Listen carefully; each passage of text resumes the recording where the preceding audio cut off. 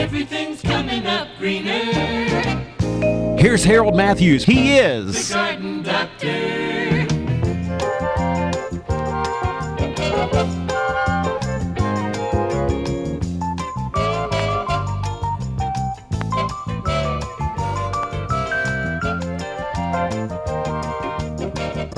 The Garden Doctor. Hello, everyone, and welcome to the Garden Doctor Show. This is the August, what? It's September, honey. September. Yes. September what? September 15th. September 15th. This one here is September the 15th show. We are live. You can call in, ask us questions, and we would love it if you would. Please. And share things with us. And I failed to get some pictures that I was going to get this week of a couple of friends of mine's yard. We had a few things come up, and my health is not as good as I would like it to be, and my energy level when my back goes out is pretty poor. So I spent most of the week and most of last week, as a matter of fact, recovering from pretty serious strain of my back. We strained your back. Well, we're not gonna go there. But it was her birthday, you know. So, Yeah, that's right. yeah, What are you yeah. going to do? That's right. I'm that's right. 52 now. Woo-hoo. She's 52, and I've got to try to keep up. So that's life in a big city. And you know what today is? Another birthday? Yes, today, Not mine. my granddaughter in Rhode Island, my son's daughter, is 17 years old today. 17 Yes, years old. 17 She years was old. on this show. She was when back she was here for the 2 summer. years ago? Yep, she came in, handed us some papers. Yeah. And I think that was in 2012. 15. She was actually. 15. Wow. I remember. It's been a while, but yeah, today's her birthday. Also, a couple of friends of ours, Joe Milano, his birthday is today as well. And I remember the day because I was working at AmVets. Joe was in there celebrating his birthday, and I got the phone call from my son at the hospital that our new granddaughter had been born. So it's a wonderful day. So it Yeah. always keeps Joe's birthday right top of the list. That's right. And also a friend of yours, Fred, his son Jeff has a birthday Jeff's coming birthday. up. Jeff Griffin. Hello, Griffin. Jeff. If Yep. you're watching, happy birthday. Happy birthday to you. It's I coming. think we took him to the show you like up here. Remember? We took Jeff to that show for his birthday. I don't remember. The Duck Hunters. Oh, the Duck Dynasty Duck thing. Dynasty. That's right, when they were up at the Spartan Bowl. A couple of years back. Willie Robertson was Yeah, down there you go. That's Yep, right, yep. we sure did. And I have something planned for him this year as well, but shh, we're not going to tell. It's a secret. I knew the old man personally because I used to do the circuit. Phil. And Phil, well, I couldn't have told you his name, but we just called him the old man because he looked like the old man then. He had a big beard back then. I hear he was pretty wild back in the day. He was wild, let me tell you. We did the circuit. I used to represent Buckmasters and Eastern Bowhunter and Gadabout and a number of different magazines, as well as some companies. Brownings was one of my sponsors. And so I used to go around to all of the hunting and fishing shows, and I would sit in the booth and, do the thing. And he would sit over there and be whittling his duck calls. And he didn't sell a lot of them, but they were $50, $60, $70. And every one of them was unique. And he would practice on them, and he would drive everybody nuts. Wow. Now you go to a show up in Indianapolis, which is specifically targeted to duck and goose hunters, and holy mackerel, you walk in there and it's whack, whack, whack, whack, whack, whack, whack, whack, whack. Everywhere. The whole place is using their duck calls and their goose calls. And that would have been so rare back in the day. And I actually was at the very first deer symposium that was held in Valley Forge. And it was the industry tried to keep it secret right up until it was getting close, and they sent these letters out to the outdoor writers and to all of the sponsors and whatnot, and they said, okay, we're going to have this thing, we're going to try it. We don't know what the anti-hunting energies are going to be or what's going to happen or anything, but try not to say too much about it until it's happening. We just want to get this first one under our belt, get it done. And there were quite a few anti-hunters there, but the response from the community was just phenomenal, and they just walked right by the anti-hunting displays and protests and whatnot. And we had some fantastic programs inside. It was just absolute. But it was the very first. Now they have 2 or 3 of them a year, but that was the very first hunting, and it was specifically targeted to the white-tailed deer. So that was in Valley Forge. And I can't remember, but I think it was in. I think it had to be in about 84, 5, right in there maybe. Now, you had said something to me recently that Maybe you 6. wanted to get back more in tune with what is going on with Yeah. the deer populations, the deer herds. For a while, there was this brain disease that was affecting them. Well, we still have that and around. There still It's- is yeah. that? Okay, I know in New There's a Hampshire, number of. There's the blue tongue. There's the waist disease. Very similar to the mad cow disease. There's a number of things that are affecting our deer herd, and also environmentally. I used to be so in touch with what was going on. I went to all of the seminars. I was on the advisory board. I was on 2 or 3 different boards, and I can't even list off all of the things that I used to attend. But I've kind of gotten out of touch with all of that, and over the last 5 or 6 years, 8 or 10 years. Well, it's time to do what you want. If you yeah, want to get back into tune with that, I need and to see start what's- doing more of that. And they just found tuberculosis in one of the deer. I have never heard of that before. Well, let me tell you, this could be a big thing, but DNR is this time, and I'm not trying to be sarcastic there. I'm not trying to be facetious, but our DNR is reactionary in many cases. In this case, they are being proactive, and they're really going after this. And they're running classes. They're telling everybody what's going on. Now, any idea why the increase in cases? Well, it's not an that? increase. Okay. This is one case only so far. So far. And as I understand it, and again, I'm going to get more well-versed on this. I've got some very good friends, and Mike Schoonfeld, a longtime buddy of mine. He's one of the leads on this. And we all know Bill Brown from this area. He's now the information officer at DNR in Indianapolis. Right, yep. He was on the show with us. Yep. We did. And him and I are good buddies, and we're going to have some serious talks about these situations. The blue-green algae bloom, I want to know more about that. I want to know why it's happening. I want to know why it's worse than it was, or is it worse than it was? And that's the some algae answers. that has to do with the warm temperatures in the stiller bodies of water. No chop. And it has to do with fertilizers and that type of chemicals in the water. Is that correct? And then there was a couple of stories Nutrients. where dogs had gotten into the blue algae, come out and licked themselves and died from it. Yeah, and it's some people especially had been sickened, depending on the size of the dog and how much product it actually gets on it and how much it consumes. And I don't how know much if it's worse or. That's the whole point. I want to know if I want to get back in touch and find out. Okay. What is going on out there?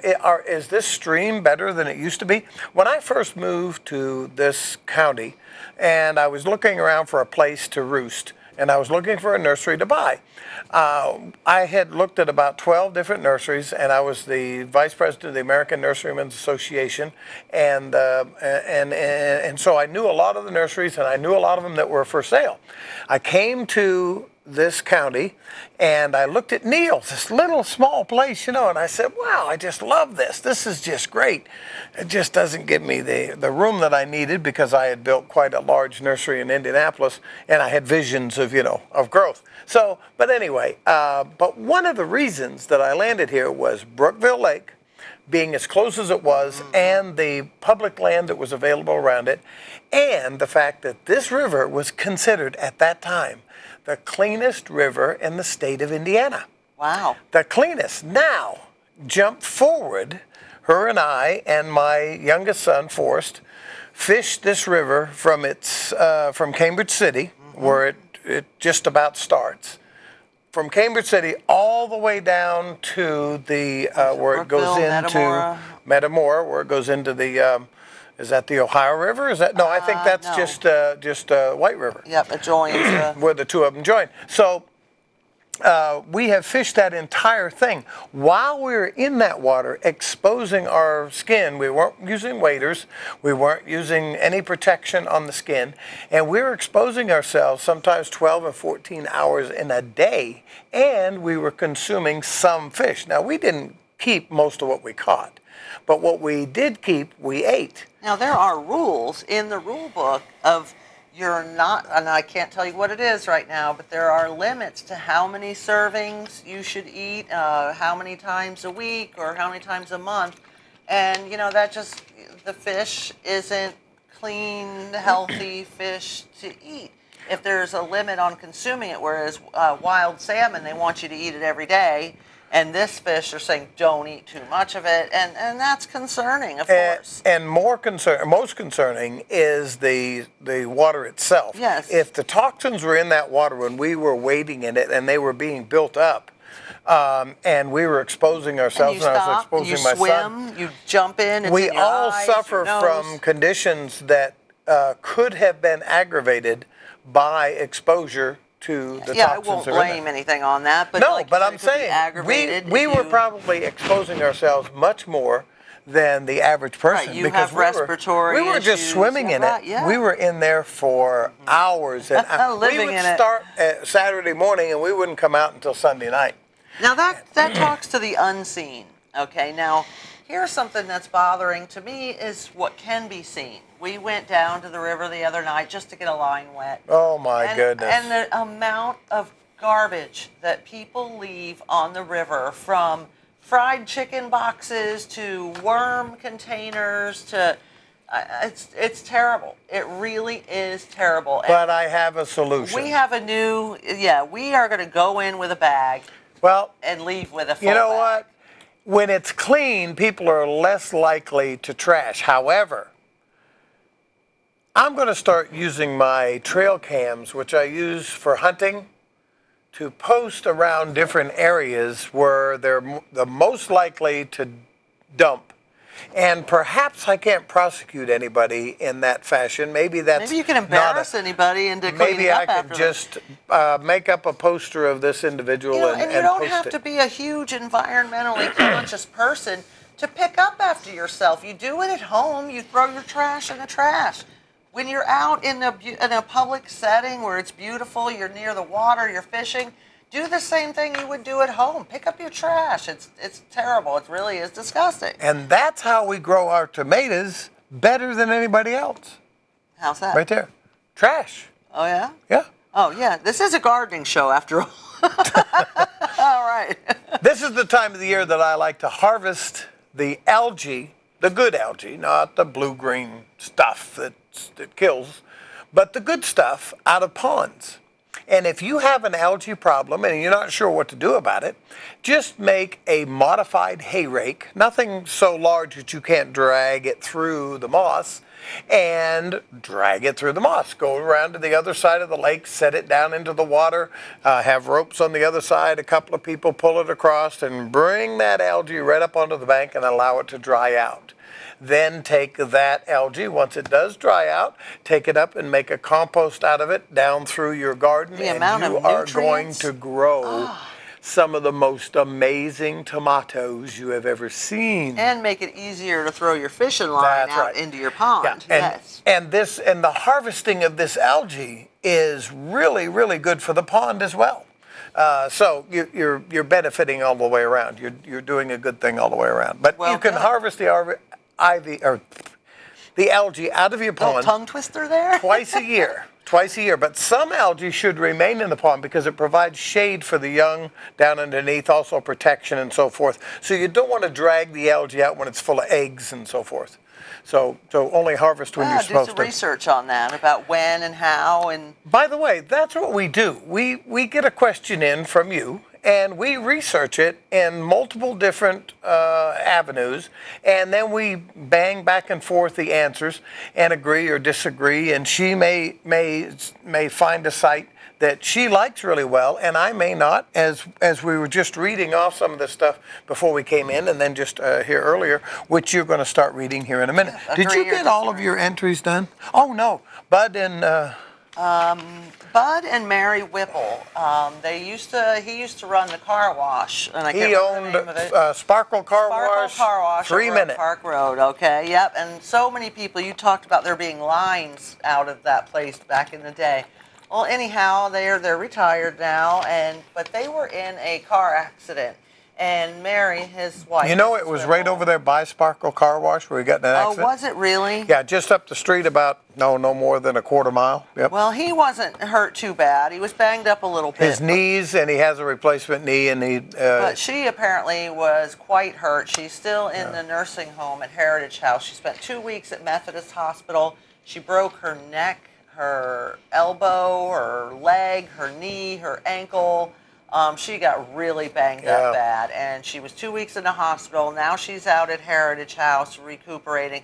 And Bud is so devoted. He's there from probably 8 in the morning till 8 at night. Exactly. And he needs Actually, to be 8 taking till care of 8:30. himself, Yeah, he yeah. really does. Now is a good time when she isn't home that he can maybe focus on things he needs to do around the house or Well, relaxing he a little bit. wants but to he be over can't, there. I Yeah, know. that's the thing. And So- I applaud him for that. I just pray a that he shout has out the to them, yeah. energy to keep it up as long as he needs Mary, to. we hope you get well soon. Get your body back together and going. And I hope you're tuned to Channel 3 over there in the nursing home. And if one TV is, get in your wheelchair, run up and down all of the other, and turn all of their dials to Channel 3 Well, they because are- everybody in the nursing home loves the Garden Doctor Well, show. they are having a community day there What? out at Heritage House Nursing Home, and I can't remember. I We're should going to wrote have it down. to promote the show. I'm thinking it's the 21st, which is like next week. I don't know. Yeah, that would be next Wednesday, I think.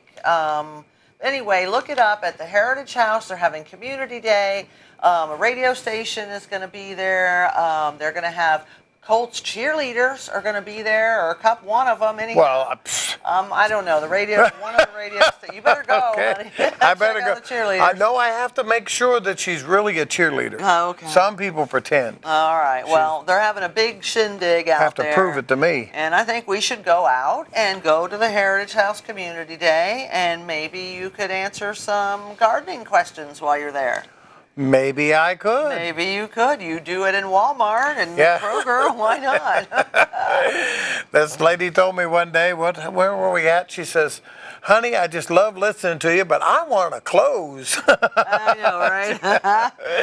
I'm sorry. So what do you want to get into? You start, the questions, we cannot just answer the questions as they come in order. We have to go through the pile and pick out the ones that we like. Okay? Sorry The one about he your luck. likes. Let's not say we. Yeah. Kind of stear But- the direction. We were so impressed because we get more mail, and yet we have not, that I know of, put our address out there anywhere. I don't remember ever putting the address No. up and saying, and I think maybe we should once.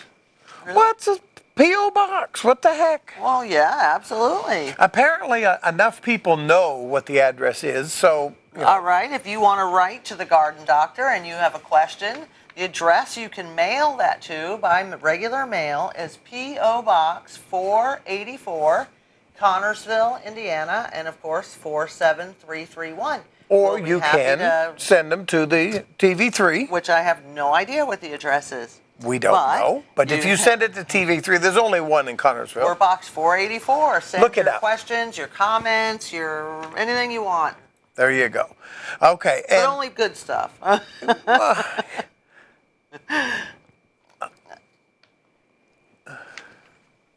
Okay, well, he's telling me Info. INFO at localtv3.com. Okay, so there we go. Now that that's the is the email address Email. to the studio here at TV3. and it's info, INFO, at localtv3.com. So if you're on the computer, send an email, have a question. You know what? I do know how they know the address because my address was posted at the library, and for years they had a rack up there, there you go. with the Garden Doctor tapes, all of the shows that we did for a yeah. long time. They had the, and somebody came in and got one once. No, actually, I know a couple of people that got almost every one of them. And That is so cool. well, it was, but very few. But anyway, Well, to have somebody there was come an up to address you, post. and I was with the granddaughters up at Walmart doing some grocery shopping last weekend, and a lady came in, and at first I didn't hear her. She's like, "I guess you didn't hear me." I said, "Hey, that's the garden doctor's wife," and I was like, "Yes, that's me." Now let me tell I you, claim him, it's they true. don't want to hear the Garden Doctor. They want to know where she is. Not true. That's Oh, everybody that stops me. I wants to just know sit where here she to give is. you someone to talk to. That's all. What you got going on Well, there, first dear, of that all, has we to do with are gardening? A live show tonight. Yes, we are. Okay? We is live, and you can call September and be right on the 15th. show right here. Call in if you I have a don't think question you're or getting used to comment. this 2-week stuff. I know, but- every 2 weeks, we're not getting used to it either. Yeah, we're not either. Working on it. But what I was going to say about the mail business is that even though technology is, and everybody's emailing this and texting that and whatnot, our mail is increasing. And I find that quite interesting that the old school snail mail is actually growing, even though there's so many other alternative ways to get in, like on the phone. On the phone. And we have a phone call. Go ahead. You're on the air with Mr. and Mrs. Garden Doctor. Hey guys, Hello. say listen, I believe you gave the instructions to get to your house in the newspaper at your plant. When we had a plant sale. I think yeah. you're right. I think you're right. That's So right. people knew the address that there way you too. go. That's right. Because we are getting mail in that fashion Yeah, too. twice so, a year. Yeah. This year we did it 3 times because the ad got mixed up one week. So yes, we put our address in ad that for the plant sale. So, So that's how correct. you been? Oh, I've been great. Good, good. You got any question for us that we can banter with? Well, I do have a lot of questions, but I can't answer the big ones, okay? I throw my questions when I drive by your house. I just throw them out the window. Oh, okay. There you go. So you're the one. Okay. I've caught a few of those. Well, thank you for calling in anyway. All right, thank Appreciate you guys. that. It's very Thank you. informative, and we'd like to see more of those when you go on outings to different places. Oh, okay. I've got a lot of mail to that effect. Yeah, the outtakes. And Those are the fun. outtakes, and the people said, hey, why don't you do some of the original ones, the ones way back that I did with Tiny. And those were more productions than anything. And then, I know. Still, when I see the intro rolling and I see our little tiny dog, I say, "Oh, Tiny, I miss her so much." and I asked on a lot of shows, hey, if you've got a garden and you'd like me to come film it, just drop me Yeah. drop and me a it was letter. fun out at McDivitt's too. That was great. We did get a Yeah. call from McDivitt's, and they said, "Hey, come That on was out." fun, And yes. I've got one more. I've got to do one up here for the new nursery up here. I wanted to visit with them, and I want to go up and visit with the greenhouse guy. Where all those greenhouses up there. What's he raising? Ducks? I have no idea. He's That's what raising he's got. geese down there. He's got some greenhouses and some ducks. I no idea. don't know how you make money doing that, but I want to find out because I want some of that. Yes, I know. It's going to be lettuce. We know that there's something coming on, but I really would like to do a personal interview and just, tell the rest of the world what's happening Yeah, I'm up sure there. there's a but lot it of is- curiosity anyway Yeah, and about it. I think he's going to do lettuce as well as he's going to be providing some of the salad type stuff, some greeneries Like and lettuce? greens. Yeah, like lettuce, but not just lettuce. Oh, not just other lettuce. kinds of lettuce. Other kinds of stuff All for right, salads. fine, salad bar. dressing and yeah, what? No, he's not cheese doing and- salad dressing. And black olive. Never mind. Oh, that's another place that I could interview. Who? Out there where they make the goat cheese. Yeah. Oh, yeah, that's I right. could talk to one of the goats. Award-winning cheese they make out Excuse there. me, right here Mr. in Goat. How do you make Coppersville. that cheese? I have no idea. Well, the goats know. I don't even want to know. Ask me some questions. Okay, what kind of questions? All right, I did some research about what you should be doing in your garden this time of year. And of course, we're heading into fall. I felt some cool air the other night, so I know it's true. I hate to believe it, but yes, summer is drawing to a close. So it's time to start getting ready for fall. So it says in your flower garden, continue, and we know this as well, continue to deadhead and, feed your hanging baskets and your flowering plants because they will continue to bloom right up until frost. And if you'll notice up and downtown there, the baskets, well, the ones that weren't fed or watered are just petering out. And the ones that were fed, out here, out by the and fed access, they did a beautiful job, coming in very here. well. These are coming on because good. this was full of morning glory. It was just horribly full of morning glory, and somebody's done a diligent job. I don't know who's keeping up on this. I have no idea. That's Somebody really with great. some time. Now, my paperwork and my research shows that now is a good time to put in and plant some new perennials. That you still have enough time where the ground is warm, some more rain's going to be coming, for them to get well rooted enough so that you'll have some really good plants starting out next spring. Well, let me tell you about the benefits of that. Let's hear this. The benefits of that are they're selling out at all of the nurseries. Now is the time to buy them. You can buy them for 40, 50, 75% off. That's right. I was just up at Myers. Lowe's, I was over at Lowe's. I was all over the place. Anything that's everybody left, had a sale. And some of the stuff that's left, if you're careful, they may have got a late shipment in. You can get some fantastic stuff. But it's your borderline. If I was going to be planting a landscape right now, I would not plant perennials until next spring. One of the reasons is selection. There's just not that much selection available. I can't get exactly what I want, and I'm very fussy with the variety and everything else when it comes to perennials. You have to put the right plant in the right place. And the second reason is they don't have time enough to root thoroughly to go into the winter. I like to plant them no later than the 15th of August. Then they have plenty of time for the root structure to develop, and then when they do go into winter, they're already down below the freeze and the frost, and then they can just gain more energy. Now, some things that are, pretty hardy, like the daylilies that, are kind of hard to kill. Sure. Are there certain plants that would be more... Anything that you can buy at 75% off is worth a and chance? that works into one of your, that actually is the part right of your plant. plan, okay. It has to be the right plant. Okay. Because there's no sense in buying And putting in the something wrong 75% plant. Gotcha. off, putting it in the wrong place, and then Okay, that makes sense. That's ridiculous. But if you can get something on sale at that price and it's what you're looking for, it is definitely worth Absolutely, a shot. Okay? and you can really find some bargains. So And next, now it's also the time, if you have climbing roses and they are done flowering, now's the time to cut them back. and what she means by done flowering is you have some of the climbing roses that are singular in their blossom. They only bloom for a certain period of time. You have others that are ever bloomers. If it's an ever bloomer, don't prune it back and fertilize. Yes, Not yet. Don't bother cutting it back if it's still blooming. Yeah, So- don't cut it back and don't fertilize it either, because you do not want to fertilize plants going into the winter except for your lawn. The lawn, you want to keep it green and keep the root structure going. As a matter of fact, the only time that I suggest that you put phosphorus on is now. We're putting a surplus of phosphorus on. It's getting down into our drainage system and our runoff. That's part of our green algae problem. That's where you get the green algae. That's where we get a lot of the problems, because we're just putting too much of it in the farm fields, too much of it everywhere, and we don't have the proper controls. It amazes me that we don't have something in Indiana that says you can't plant right up to the edge of a river or a drainage ditch or something.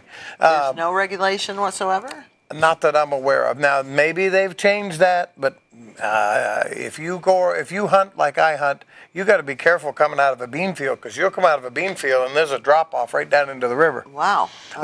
Our cornfield, a bean field I can see. Yeah. Cornfield I can't see. You stumble around the bean field. Next. Okay, well, in your vegetable garden also, this particular website talks about if you are growing pumpkins for the fall, you want to cut any leaves off that are covering the pumpkins to make sure they get enough sunlight to ripen Brilliant. in time for Yes. harvest. Yeah, Now, you want to do that with your agreed? watermelons, your pumpkins, your summer squash, all of that kind of stuff. And sometimes you even want to turn the plant a little bit or prop it up off the bottom. Well, Yeah. that was another suggestion, is to put your pumpkins, your big squash, whatever, even your butternut, I would imagine, up on a piece of wood or slate or something to keep it out of that wet soil, to keep it from And rotting. now is the time that you carve your initials in there and make the little hearts in there and What? just barely carve it in there. I've never heard And of this. as the pumpkin grows, so will this. No kidding. This carving in there. Oh, certainly. I have never I've heard of never this. put your initials in a pumpkin. Apparently not. I think I did, but people keep taking them. I don't have this. Huh. Okay. We'll have to do that. Now here was something else interesting. It says if you're done with your your beans and peas for the year, you've done harvesting them, that when you go to get rid of the plants, just cut them off at the soil surface, because the roots, as they deteriorate, release nitrogen back into the soil. So don't pull up the roots, just cut them off at the base. What do That's you think of brilliant, that? and I did not know that. That is a that make new sense? piece of information that I just learned. Okay. Wow. Wow, you see, you learn something new Made every my day. day right there. Woo-hoo. All right, I found out something he didn't know. How about that? Next. Next. Well, now is a good time. Look out for any rotting fruit or bad fruit on your apple trees and your other fruit trees as well, because if you leave those on there, any You talking about like diseased my fruit- nephew or something? No, not No, that no. kind of fruit. Oh. But any other kind of fruit, because any diseased fruit will He's a spread. dingbat. Yeah, will spread. Any other That's true. And you don't want to take anything that is diseased and recycle it, because you're recycling the Yes, disease. do not put it into your compost bin. And the cleaner your orchard is, or underneath your apple trees, the more the least amount of diseases you're going to have in that whole orchard. And it also suggests Pick up every apple that drops. to Get rid mow of it. your grass low, short, Yeah, underneath scalp your it. fruit trees, and then that way you will be able to see immediately any windfall fruit, any fruit that has fallen. Blown Now, out of the tree. Windfall. Is that windfall? Okay. It says to test when apples are ripe, gently lift them in the palm of your hand and give them a gentle pull. What? They should come away easily, From the tree. or they're not ripe. And that was some kind of a southern Bulgarian accent. Did you like that? That was. Okay, so is that true? It should come off, just like the blackberries when they're done. They should come off easy. Yeah, If you you have do. to pull them, they're sour. Yeah, if you pull my blackberry, I've got these great big vining Yep. blackberries. If they fall off in your hand, they're sweet as they can be. But if you, Yes. If you have to tug at It's them. gonna make you And pucker. you know, while we were out of town, nobody picked all those beautiful blackberries that Nope. were there. and Bushels they were of 'em. Gorgeous. Yep. They were just getting ripe. My birds before liked that. them. Yeah, they did. Let's see. If you haven't already, cut back the fruited canes. Now, I made this mistake one year of your raspberries. Now, apparently, I thought... the Blackberries, new- you did. Well, did I do the blackberries? yeah, you did the blackberries. Excuse me. I thought this new shoot coming out was a sucker. So I cut them off. And then I had very little to nothing next year. I did not 2 years in a realize- row. And I had no idea. Why is my canes not I growing? didn't I'm getting no realize that. new canes. And my fruit is declining every year. The fruit What's going on? is on this cane, okay, and then this new cane comes out, and it looks like a sucker on a tree. It's so vibrant, does. you know how it is. Yeah. And, well, that's your cane That's for for next next year, year. which I didn't know. I was cutting them off. But it says the ones that have already fruited, cut those off and leave the new ones. Now, tie on 'em these up. vining ones, I do thin out some of the older, but a lot of times I don't even cut any of the older out. But we do definitely leave the new. The new stays. All right, so you don't think now is a good time to start a new lawn? No, I do not, unless you're sodding. And let me tell you, sod is not near as expensive as you may think it is. I found a interesting website. One of you out there in TV land recommended this Home Advisor business. HomeAdvisor.com, I think it was. And what it is you go on there and you ask any question you want to. For example, how expensive is it to sod? There's your sod question. Yeah, there it right is. there. Home advice, and it'll tell you to do it yourself, how much it would cost you, what tools you would need, what the cost of those tools would be. It goes down through every possible scenario you could imagine, and it also tells you what the going price is for sod, how much you should expect to pay for seeding X number of cubic feet, cubic yards. It tells you a conversion chart. This tells you everything. What you become is an informed consumer. And Great. that's really what you need to be. You need to know the differences. What does it cost? Because I have sodded and found it to be actually cheaper than seeding, because if you're seeding at the wrong time, it's not going to work. You're going to have to do it again. You're going to have erosion. You're going to have all kinds of issues. But if you're selling the house, for example, and you need to have a quality look right now, it's very much worth it to consider taking up this patch that has nothing in it and putting in sod. And sod is not near as expensive as you may think. Locally, we have a fantastic sod grower. Yeah, Monster Turf. They are Monster great. Turf. They are. Husband and wife, Eugene, and I'm so sorry, I've forgotten her name, but they're great down there. Another place Monster. I could go visit. Yeah, Yep. you could go down to Monster I could Turf. go down there. See how it's done. I'm interested in that. They're Don't fascinating. they have some kind of knife that like peels it up and cuts it Well, up? let me tell you what they got now. How do they grow it? They got this thing that cuts it up into these giant rolls like carpet now. It's like, I think it's 12 foot across, and it's 20 foot long. No, it's 10 by 20. And these giant things. Just and roll out your lawn? they're- How do they grow sod? Well, it's a seed? Yeah, they grow it from seed, and they grow some bluegrass, and they grow a lot of fescue, especially with the triple blends. And the biggest problem that they have in the growing is just regulating the moisture, not getting too much, not too little, and they do an extremely good job of it. do. But see, the problem is you grow sod on this dirt, and the roots go down into the ground, and you cut it, roll it up, and sell it. Now you got to put dirt back. Oh, is that so? You got to I put a didn't layer know of that. dirt back in order to grow the sod again. That You would be can't just keep interesting. growing and cutting down. Let's do a segment on their production sometime. You do a segment. You do know a I do a segment. segment on You're that. the garden doctor. There you go. However, it is a good time to fertilize your Yeah, lawn I right would not now. recommend Right, seed yes. right now, because if you plant seed now, it's going to germinate, it's going to grow, but it's not going to have time to fully establish itself before it gets a frost, and it will kill every bit of it. So wait until much later, up until we actually get snow is the best Really? time to Oh, sow wow. seeds, because it goes under the snow. The snow drags it down with it into the ground, and also fertilizes. Snow has a lot of fertilizer in it, and so you get the best of both worlds. And then come spring, bang, it jumps right up out of the ground. Wow. Just don't let it get too dry, or wait until spring to sow. But if you are it's going to too late. fertilize right now, my research shows to make sure you use a fertilizer that's low in nitrogen and high in potassium. This is the only time of the year that I suggest you put potassium on. Now, you need a little bit of potassium other times of the year. Now, I'm not talking about tomatoes, vegetables, all that. I'm talking about your lawn. You need a little bit, but very, very little. Don't get carried away with the potassium most times. And also, you don't need as much nitrogen as some of this yippity-skippity putting on there.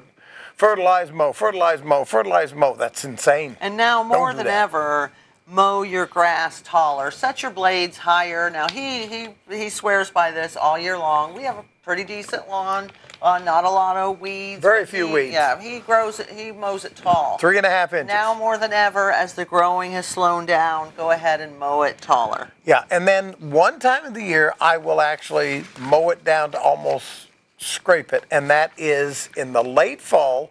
I mow it pretty tight, and I mulch up all of the leaves and everything like that, because if there is an area that I have a problem with, and I'm going to treat with the broadleaf weeds and stuff, because the fall is the best time to kill weeds. Yeah, I'm getting to that part here. Actually, because it also says to create your compost bins now is a good time, because you're going to have all You got all leaves kinds of stuff. and stuff. But make sure you don't put any of your diseased plant material that you've cut off, of your tomatoes or anything else in there, because those disease, we covered this a show or two back, those diseased spores can actually remain and live in that compost bin or in your own soil until next year and carry that disease over with it. So make sure you get rid of that stuff, like in your kitchen trash with your bags, or burn it, get rid of it some other way. But last here on this particular site says that perennial weeds are more vulnerable in this time of year, in the Right. autumn. Now, why is that so? I'm not really sure, except for it's cooler, they're growing growing is stronger. slowed? No, they're growing stronger and Okay. slower, and I believe that their pores are open more to get ready for the winter, Okay. to store all the energy in the root. So they're pulling as much down into the root storage as they can for Okay. survival, and Meaning they would pull in a killer as they well. would pull in the weed It control says you're as more well. likely to kill both the leaves and the roots by treating your perennial This weeds is when this time of year. when I treat specifically kudzu. Kudzu! Oh, I can't. That stuff is mean. I don't know what it's it an is. invasive, Kudzu! terrible thing. Poison ivy. I love that. Poison oak. Any of the toxins. This is the time when they're really sucking in the juices. So I try to cut them back the first part of August into the middle of August. Let them regrow with new growth, and then He loves get 'em killing right that now. new growth, boy. You get that new Whack 'em growth right now. sprayed, and you're going to kill the whole plant. Get them down. Now, I do not recommend that you plant your bulbs right now. They're all available out there. Go buy them. Right. Don't plant the tulips, daffodils. That was a suggestion hyacinths, here. Go ahead and crocus. plant 'em no, now. No. Do not plant them now. You disagree. Keep them in the crisper. Keep them nice and cool, but wait until it's a little bit closer to the ground actually going to be freezing, because you could literally put them in, and as warm as it is right now, they could actually put more into the growth. You want them to put more into the storage. Well, it talks about putting in your amaryllis bulbs so that you'll have them sprout to force them to bloom before Christmas and use them as Christmas gifts. Well, now if you're doing that inside, sure, yeah. Okay. If you're putting these in a jar for inside, yeah, you got to back up the days and figure it all out. There's charts to go by to tell you when to force your amaryllis, which I love amaryllis, or to deprive your Christmas cactus. I think it's about time to do that now. If you have a Christmas cactus and you want to make it bloom, you have to take it and put it into a cold, dark area, and it helps if you cuss at it. That's what my aunt does. No problem. She always is banging her knee when she goes to put that thing in, and it gets cussed at. I'll bet it does. And then it doesn't like that, and it's shamed, and it's so, Oh, shame. Yeah. Okay. And then But it says, I'll bloom for you. Forgive that's right. me. And then you bring it back out, you fertilize it, you give it light, you give it water, and Well, I out think comes the profuseness we have of the some blossom. pictures of some things that are in bloom. We do have some in photographs, and then I our want to get to yard. some gutters. Okay.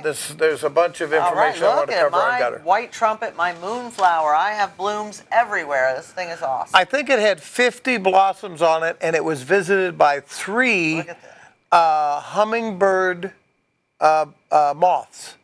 3 hummingbird moths after dark, and those things are unbelievably gorgeous. That is your. That's japonica. Paris japonica, Kiara japonica, and that's Lumen. absolutely gorgeous. That is your. turtle head. Yep. Turtle head, Beautiful. and That is that hardy begonia that Evelyn Wilson gave me. yes, we miss Evelyn Blooming. dearly. Yeah, we sure do. Just lost her last year. Butterfly bush. Yeah, she has about 4 colors, 5 colors of butterfly bushes, and there's about 30 to 40 butterflies out there most every morning. That's your. Is it lyrope? Yep. That's Variegated, the variegated leaf. right? And there were some dark green leaf ones too that were also blooming. Yeah, that's That is my morning glories that I planted from seed, and they're growing up some kind of shelving trellis yard Yeah, thing and I have. I'll tell you why they Looking did good. not. They should be profusely should covered be. with blossom right now, but the reason they're not, we were gone. Yeah, they didn't really get any water, They and didn't they're get in too fertilized. shady of a spot. I think. Exactly. Too shady of a spot. That's why. That is that. That's the bridal wreath clematis. Clematis. It's And quite fragrant, actually. yeah, it's quite fragrant. A nuisance. Taking over the takes world over out there. everything. I thought it was pretty to take a takes picture over the of. blackberries and takes over everything.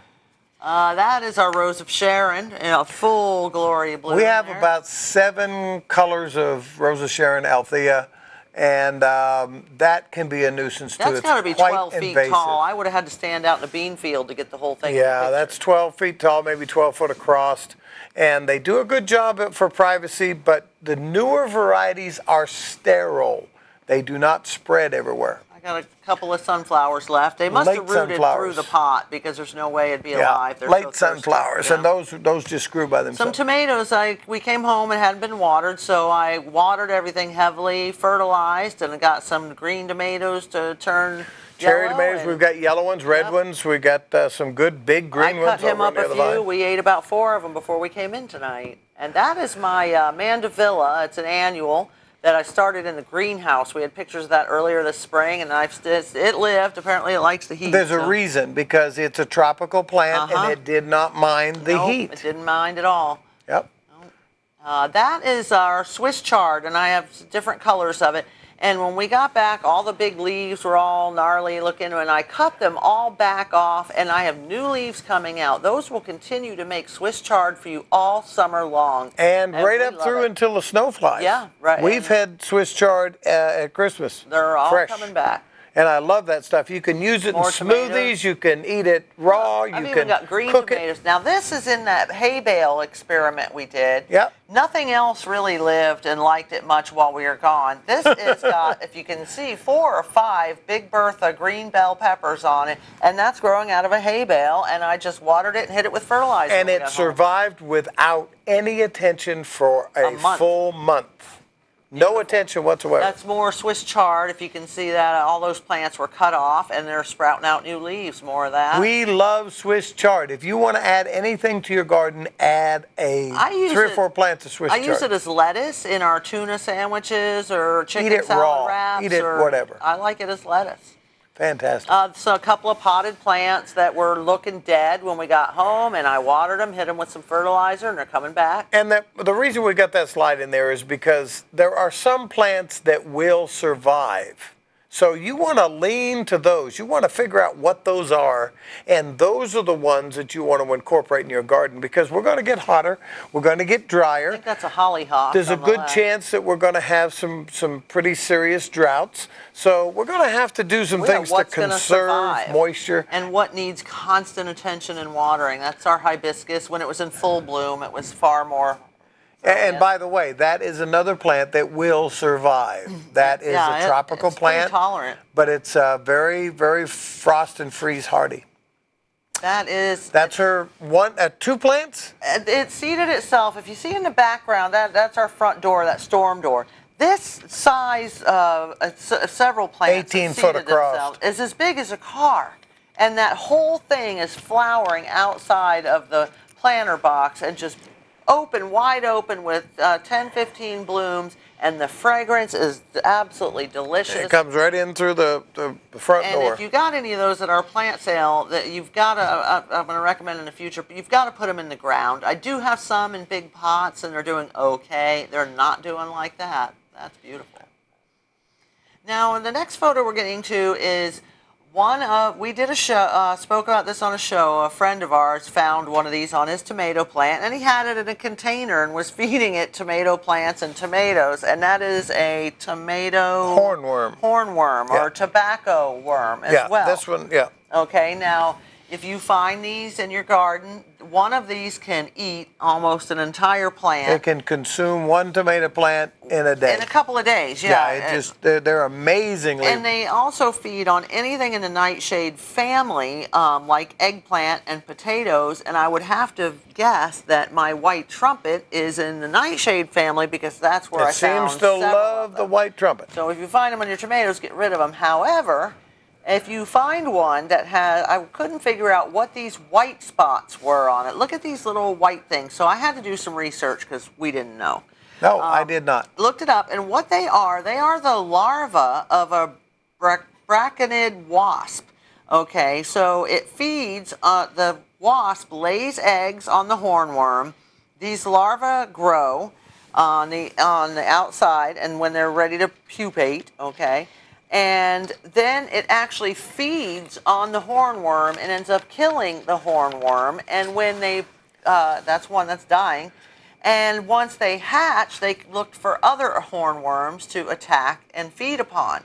So this is actually a beneficial thing happening where nature is taking care of itself And right here in this, you can't really see it too well, but now ants are actually Yeah, this we carrying- don't know. We gotta trail this down and Look do at some this. more research. Those The specks of ants rice were there? actually taking those little specks of rice, which were the lava, Yeah. and they're carrying them off. Now, are they carrying them off to raise them, or are they carrying off to eat them? I don't know. Now it says if you want to attract these wasps that are beneficial to your garden, to your tomato plants, to feed on the hornworms, that you should plant things such as parsley, dill, yarrow, and mustard, because that's what the adult wasps feed on. It says also provide a source of water. A bird bath is fine. Parsley, by the way, is a very good plant to plant anywhere in your garden because it's a trap plant. If you're going to see the insects on that plant first. So parsley is a very good plant. But that was so interesting. You know, she pointed this out to me, and I want you to write this down because in this show, you showed me something I didn't know. Ooh. And then earlier, what did you do? I don't know. Taught you something else. Yeah, well, see, Wow. And now, I thought you knew everything. well, gee, Aw. see how I had you fooled? And the most thrilling part of this for me is that it says, and this means your garden is ecologically balanced thanks to your non-use of pesticides. And It's like the circle of life. It's awesome. I do use We use some. I do use some pesticides, and there are specific things like for ants. Oh my goodness, we they're have killing an me. ant attack. So around the foundation of the house and so forth. But I try to keep it to a bare minimum. Well, we have a little dog. I suffer from I don't- Agent yeah, Orange. He doesn't need breathing that The stuff. dog is None of another us problem. do. And no matter where I am, no matter what problem somebody presents to me, I try to do the minimally invasive, the least toxic approach Right. to taking care of the problem. And if that doesn't work, then we move up the ladder, and sometimes we find somebody else. I want to get this this gutter business in. There are some real interesting gutters on the market. You know, you got the helmet gutter, you got the I forget what the name of that other one is. No Leaf clog, guard. leaf guard. Yep, leaf guard. You know, you have a lot of these different names out there, and primarily what happens is you got all this junk on your roof. And because of the configuration of your gutter, the water just flushes that straight off. So you don't even have a functioning gutter. It just flushes this off and it drops down to the ground.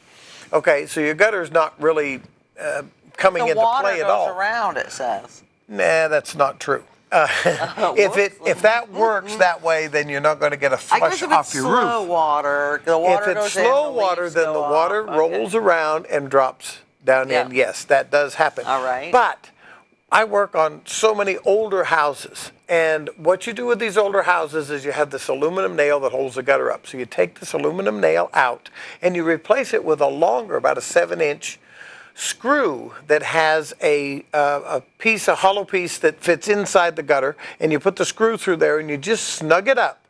And if that doesn't work, then you can put an actual bracket that goes into the gutter and latches onto it and solidifies this gutter, because a lot of the gutters are sagging from just age and people and it's actually hanging on them. called a gutter screw, right? Yeah, What you're talking about? Yeah. It's about a 7-inch. They come in 3 different sizes, I believe, depending on the size of your gutter. But you've got to reattach your gutter so that it'll work properly, because if not, the water will come down and roll under your shingles and under your drip edge, and it'll go right along the edge of the board that the gutter is attached to, which I believe is called the soffit board, and it'll cause fascia soffit, board. I forget. It'll cause it to rot, and then you've got a problem. And it also can run right straight into your house if your gutters are not up there snug. So you do want to check your gutters. Have someone check your gutters if you're not comfortable on a ladder. Now they also make this hose end thing that's like a hook at the top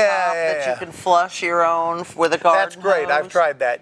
All you do is get crap all over yourself.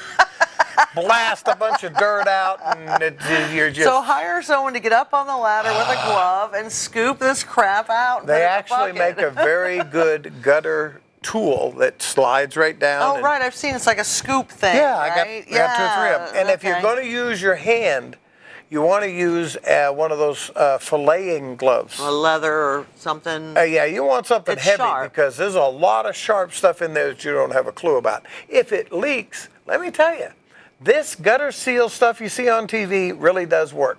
But you want it cleaned out. It's gotta be clean and don't dry. just depend on it by itself. I put down a piece of mesh and I spray see. over the mesh and then I spray under the mesh. Usually I take the whole gutter now to do this, but The I've had design of a gutter has been the same since. I mean, look at How Dad's many? house. Look at the metal bracket. It's an antique metal-looking Oh, yeah. bracket, but it's to hold a gutter, and that system works. There's a reason we pretty much have. we took the down a same- gutter about 3 years ago that was copper. Wow. And the gutter had been on this house for 74 years. But applied correctly, the system works. Oh, It's this tried thing and true. was heavy But they and have had to be- brackets on it that were heavy. Keeping them flushed and cleaned is very important. I know you've talked about that. You've got to flush them out. Don't just clean them out. Clean them out and then flush them out because there could be a squirrel or anything else. And you know. make sure that water you always talk about at the bottom, make sure that water's carried away from your house, directed away from your house. But like you said, if there's a mounting problem or something rotting up there, that can lead to damage. So Yeah, but you've got to address that right away. Absolutely. I am going to try to answer some questions, do some research, become more Bring 'em knowledgeable on. about what's going on. And right now is the time to start going through a bunch of catalogs, folks. Let me tell you, there is some amazing flowers out there. trees and Perennials. fruits. Oh, brand new stuff is out there that it just shocks me when I go to these nurseries that are, and I go to these shows that the industry shows where they're showing you the new stuff. Holy hold mackerel! up this book. Look at some of these irises, if you get on this Yeah, shot. I'm going to. Yeah, there you go. There you go. Look at these irises. Some of the. I think if you The finish- color is just phenomenal, and there's actually They're striped, a they're black iris. two-tone. Now I don't know what page that's on, but these iris are bearded and double bearded, and they're Striped fragrant, and they and- bloom all summer. And catalog is that? the color doesn't matter because there's so many of them out there, and I'm not. This guy's not paying me, so I'm not telling you. There you go. But there's the daylilies. Oh my gosh! Well, you've seen some at our house, yeah, and that's just a sampling of what's out there. Now is the time to start getting your catalogs, though, for next year. And Your if you have a seeds. garden plot that you would like to raise a garden in for next year, now is the time to start working on that. Go out there and kill it out. If you want to spray it with Roundup, that's And fine. rotate. You can kill it all out. You can kill the top, the root. You can kill everything. Rotate your And you have crops. time to do that before you start tilling it down. Or if you want to kill it organically, you just put a piece of black tarp over the top of it, some you kind go. of a tarp, nail it down. By next spring, it'll be deader than a doornail underneath there anyway. So you will have, amounted to about the same process. But now is the time to prepare for next year to get all your ducks in a row and get You things can together. plan it on paper. I've made a chart before. It looks Oh yeah, we've made a lot of charts, lots of charts. Lots of charts, Lots and of they charts. blow Charts away. everywhere. You do want to make a drawing though of your perennials, and you want to write down the name of the one that you get and try to get the right plant for the right location. If there's anything the first thing that I do when I go to a house is I look at the drainage. I look at any problems that exist on this house, like if the gutters are coming down and running back in underneath the building, or if the soil is graded back towards the building. He won't do anything until that's I cured. won't do any Nothing. landscape. There's I no won't do point. anything until that is addressed first. And then the second situation would be right plant, or if there's a wrong plant in the wrong place, we try to get rid of that. For light, for Relocate moisture, it, for- do something with it because it's just never gonna do well in that location. And then we go in and try to complement. But first you've got to take care of the basics so that you're taking care of your investment. That's where because- your money is more spent to protect what you already have, Right. not in pretty flowers. And Take care of that and first. please, there are alternatives to this gravel. Ugh. It's just gravel. There's If- a fast food joint in town. Their landscape is rocks. well, let me tell you, they're not the only ones. I I've been know, going it's around to ugly. new houses and I there's guess gravel. it's simple and low maintenance, but it's But listen, if you're the landscaper, it's your job to show them the alternatives and say, hey, if you spend a few more bucks, you can get this one, this one, this one. Now, some rock is expensive, but not all rock is. There is some beautiful rock out there that's just a little bit more expensive. And this is what people are going to see for the next 20 years in front of your house. you want to put a little bit more money into it and make it attractive. And if you do put rock down, pull it back away from the plants and put a ring of bark mulch around to protect those poor, delicate little babies that don't like that rock up there. Don't do that to these guys. He's going to throw rocks here. I'm going to throw rocks. I'm going to have a Thank fit. you very much. Thank you very much for Tuning watching. in. We Yes. really enjoy bringing the show to you, and we'll see you on the flip side here in about 2 weeks. Thank you. Goodbye.